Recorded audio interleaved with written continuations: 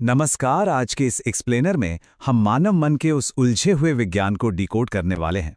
आधुनिक cognitive psychology यानी संज्ञानात्मक मनोविज्ञान और हमारे प्राचीन पूर्वी ज्ञान के एक बहुत ही शानदार संगम से हम समझेंगे कि हमारा मन आखिर काम कैसे करता है। यह एक बेहद दिलचस्प विषय है जो हमारे रोजमर्रा के जीवन और हर छोटे बड़े फैसले से सीधे जुड़ा हुआ है। इस पूरे सफर में हम मन को परिभाषित करने से लेकर सेल्फ कंट्रोल या आत्मनियंत्रण की कमियों और अंत में मानसिक और शारीरिक संतुलन वापस पाने के बेहतरीन तरीकों पर बात करेंगे। चलिए शुरू करते हैं। अब जरा इस एक बेहद दिलचस्प सवाल पर गौर कीजिए। अगर कोई व्यक्ति किसी बुरी आदत को बहुत ही शिद्दत से चाहता है, तो भला वो ठीक उसी वक्त उसी सेकंड उस आदत को रोकने की इच्छा कैसे कर सकता है ना अजीब? ये जो विरोधाभास है ना, ये हमारे मानव जीवन के संघर्ष के बिल्कुल केंद्र में है और सेल्फ कंट्रोल की हमारी पूरी समझ पर एक बड़ा सवालिया निशान लगाता है। तो इस संघर्ष को समझने के लिए आइए सबसे पहले भाग 1 की तरफ बढ़ते हैं, जहां हम मानव मन की परिभाषा को पश्चिमी दर्शन और पूर्वी ज्ञान के नजरिए से देखेंगे। 17वीं सदी के मशहूर दार्शनिक रेने देकार्त ने माइंड बॉडी डुअलिज्म या मन शरीर द्वैतवाद का एक सिद्धांत दिया था। पश्चिमी विचारकों का यह मानना था कि हमारा मन और हमारी बुद्धि एक बिल्कुल अलग गैर भौतिक चीज है। उनके हिसाब से मन का हमारे भौतिक शरीर और मस्तिष्क से कोई सीधा लेना देना नहीं है, वो एकदम स्वतंत्र होकर काम करता है। लेकिन यहीं पर पश्चिमी और पूर्वी सोच में एक बहुत बड़ा अंतर आ जाता है। जहां पश्चिमी द्वैतवाद मन को एक एकदम अलग एंटिटी मानता है, वहीं हमारी आयुर्वेदिक परंपरा एक बिल्कुल अलग ढांचा पेश करती है। आयुर्वेद कहता है कि मन कोई अलग थलग चीज नहीं है, बल्कि यह हमारे भीतर की आत्मा को बाहरी भौतिक दुनिया से जोड़ने वाला एक बेहद चंचल, लगातार चलने वाला पुल है। इसे थोड़ा और गहराई से समझते हैं। आयुर्वेद के अनुसार हमारे पास 10 इंद्रियां होती हैं। 5 ज्ञान इंद्रियां जैसे हमारी आंखें, कान, नाक, और 5 कर्म इंद्रियां जैसे हमारे हाथ और पैर। हमारा मन क्या करता है? वो लगातार इन ज्ञान इंद्रियों से सारा डेटा या जानकारी इकट्ठा करता है, उसे हमारी बुद्धि तक पहुंचाता है, और फिर बुद्धि ये तय करती है कि हमारे हाथ पैरों यानी कर्म इंद्रियों को क्या एक्शन लेना चाहिए।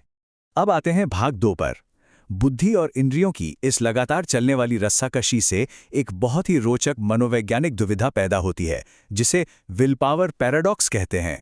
थॉमस गोश्के और वेरोनिका जॉब के एक बहुत ही शानदार आधुनिक शोध पत्र पर विचार करें। ये रिसर्च हमारी उस पुरानी मान्यता को पूरी तरह से चुनौती देती है, जिसमें हम मानते थे कि सेल्फ कंट्रोल का मतलब बस अपनी किसी छोटी सी लालसा को छोड़कर किसी बड़े लक्ष्य को चुनना है। दरअसल मामला इतना सीधा है ही नहीं। ये पेपर बहुत ही तार्किक ढंग से समझाता है कि सेल्फ कंट्रोल के जो स्टैंडर्ड सिद्धांत हैं वो 3 बिल्कुल गलत धारणाओं पर टिके हुए हैं। पहला कि हम जानबूझकर कंट्रोल करते हैं, दूसरा कि हम हमेशा सबसे ज्यादा फायदे वाली चीज ही चुनते हैं, और तीसरा कि हम अपनी सबसे मजबूत इच्छा को आसानी से दबा सकते हैं। यहीं से वो पैराडॉक्स यानी विरोधाभास पैदा होता है। मतलब आप किसी चीज को पाने की सबसे ज्यादा इच्छा भी रख रहे हैं और उसी पर उसे रोकने की भी कोशिश कर रहे हैं। सच कहूं तो ये बात बिल्कुल गले नहीं उतरती कि एक ही समय में किसी काम को करने की इतनी तेज लालसा हो और उसी काम को रोकने की भी उतनी ही तेज लालसा हो। दोनों एक साथ कैसे हो सकते हैं? इस विल पावर पैराडॉक्स को सुलझाने के लिए रिसर्चर्स का मानना है कि शायद सेल्फ कंट्रोल कोई बहुत सोच समझकर लिया गया फैसला नहीं है, बल्कि हमारे अंदर चल रहे मानसिक संघर्ष से ट्रिगर होने वाला एक ऑटोमेटिक रिस्पॉन्स है। चलिए अब भाग 3 की ओर बढ़ते हैं, मन और शरीर का संबंध।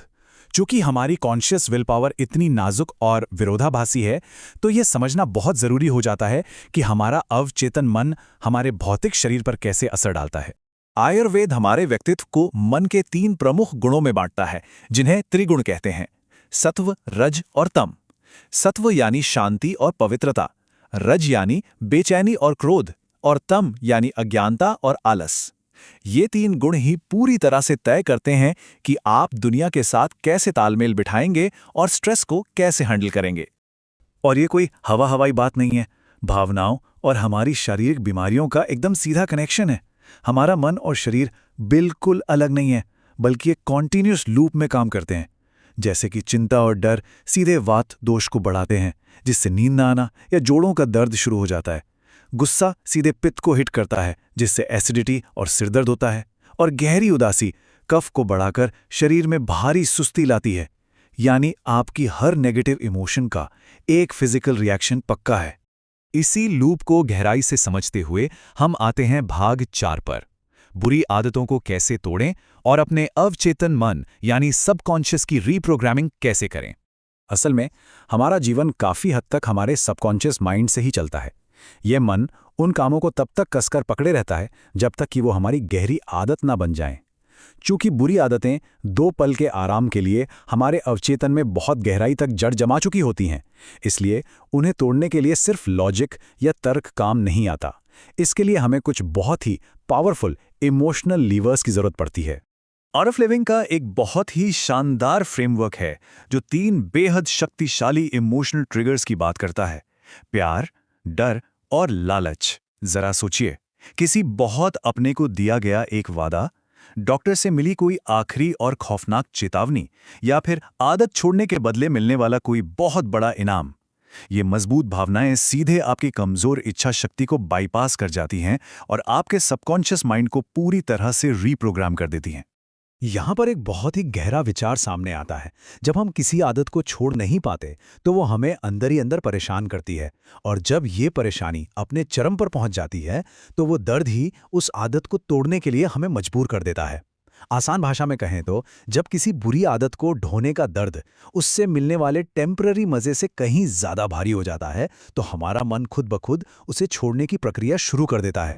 अब आते हैं हमारे अंतिम भाग यानी भाग 5 पर: अशांत मन को ठीक करना और अपने अंदर के केमिकल्स और एनर्जी को बैलेंस करना। एक बार बुरी आदतें टूट जाएं तो अगला कदम होता है दिमागी थकान को मिटाना। योग और प्राणायाम सिर्फ कोई हल्की फुल्की एक्सरसाइज नहीं है, ये एक पूरी की पूरी होलिस्टिक थेरेपी है। ये हमारे दिमाग में सेरोटोनिन और डोपामाइन के लेवल को वैज्ञानिक तरीके से बैलेंस करते हैं। आज तो बड़े बड़े स्वास्थ्य मंत्रालय भी ये मान चुके हैं कि सांस लेने की ये प्राचीन तकनीकें सीधे हमारे ब्रेन की केमिस्ट्री पर असर डालती हैं, जो आज के ज़माने के भयंकर स्ट्रेस का सबसे अचूक इलाज है। यहाँ हर एक प्रैक्टिस को किसी खास मानसिक स्थिति को ठीक करने के लिए बहुत ही बारीकी से डिजाइन किया गया है। उदाहरण के लिए, तेज और गहरी सांसों वाला भस्त्रिका प्राणायाम ऑक्सीजन बढ़ाकर एकदम मेंटल क्लैरिटी लाता है। अनुलोम विलोम सांसों का बैलेंस बनाकर एंग्जाइटी यानी घबराहट को दूर करता है। और बालासन जैसी डीप रेस्टिंग पोज शरीर को इतनी शांति देती है कि मन का सारा डर और असुरक्षा खत्म हो जाती है। ये हमारे अदृश्य मानसिक बोझ का एक एकदम ठोस फिजिकल सॉल्यूशन है। और अगर आप इन ब्रीदिंग एक्सरसाइज के साथ साथ एक सही आयुर्वेदिक रूटीन फॉलो कर लें तो क्या कहने। सुबह जल्दी उठकर ताज़ी धूप लेना, अपने नर्वस सिस्टम को शांत करने के लिए 10-15 मिनट तेल की मालिश करना, हल्का और सात्विक खाना खाना और अश्वगंधा या ब्राह्मी जैसी बेहतरीन जड़ी बूटियों का इस्तेमाल करना, ये सब मिलकर एक ऐसा जबरदस्त माहौल बनाते हैं जहां आपका मन अपने आप शांत और एकदम सात्विक स्टेट में आ जाता है। तो इस पूरे एक्सप्लेनर के अंत में हमारे सामने सोचने के लिए एक बहुत ही गहरा सवाल खड़ा होता है। अगर मन और शरीर सच में एक ही सिंगल कंटिन्यूअस लूप है, तो क्या हमारी रोजमर्रा की आदतें हमारी बुद्धि को मजबूत कर रही हैं, या हम बस अपनी इंद्रियों के पीछे आंख मूंद कर भागे जा रहे हैं? सच्चा सेल्फ कंट्रोल किसी खास पल में अपनी इच्छाओं से लड़ने के बारे में नहीं है, बल्कि जानबूझकर एक ऐसी लाइफस्टाइल डिजाइन करने के बारे में है जो आपके मन और शरीर को एकदम परफेक्ट सामंजस्य में रखे। तो आज से ही अपनी इस हार्मनी को खोजने की दिशा में कदम बढ़ाइए।